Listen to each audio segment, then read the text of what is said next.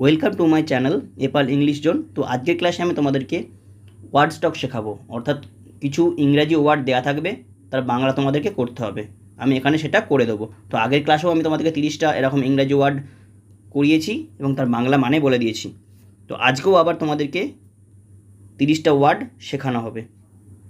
তোমরা অবশ্যই এই ওয়ার্ডগুলি ভালো করে দেখবে এবং খাতায় লিখে নেবে এবং তোমাদের অনেক উপকার হবে।